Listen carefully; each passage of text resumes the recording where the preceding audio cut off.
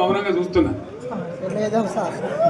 నేను కొడితే వట్టి కొట్టు నాకు అలవాట్లేదు కదా కానీ అన్నట్టుగా నేను చూస్తా ఉన్నా. కానీ మనోళ్ళందరూ కూడా ప్రతిపాదిస్తున్నారు ఏంటంటే ఒక సంవత్సరం జరిగిపోయింది, సంగమేశ్వర ఆన్నే పన్నది, బసవేశ్వర ఆన్నే పన్నది, పాలమూరు ఉత్పత్తుల పథకం ఆన్నే పన్నది, కాళేశ్వరం అట్లా ఎండబెడుతున్నారు, ఇవన్నీ అన్యాయాలున్నాయి. కాబట్టి ఫిబ్రవరి నెలాఖరులో ఒక పెద్ద బహిరంగ సభ పెట్టాలి, ఇలా కథ చూడాలి జరుగుతూ ఉంది.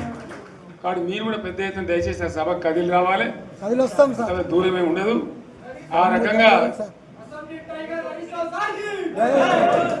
తెలంగాణ శక్తి ఏందో మరొకసారి చూపించి వీళ్ళ మెడలు వంచి ఇప్పుడు సాధించాలి. భవిష్యత్తు కోసం కూడా కొట్టాడకు మనం సిద్ధంగా ఉండాలని తెలియదు. ఆయన కొడతానంట, బలంగా కొడతాడంట, సరిగ్గా నిలబడేది నేర్చుకోని ఆయన కట్టె లేకుండా. నీ పరిస్థితి ఎట్లుందో తెలంగాణ సమాజానికి తెలియదా? నువ్వు తూగుతున్నావా, సోగుతున్నావా, నువ్వు నిలబడగలిగే పరిస్థితిలో ఉన్నవా? ఆయన బలంగా కొడతాడంట, ఆయన లేచి వస్తాడంట. సోషల్ మీడియాలో నాకు ఆయనకు పోటీ పెడతానంట, ఆయనకు లైక్లు ఎక్కువ వచ్చినాయంట టిక్ టాక్లో.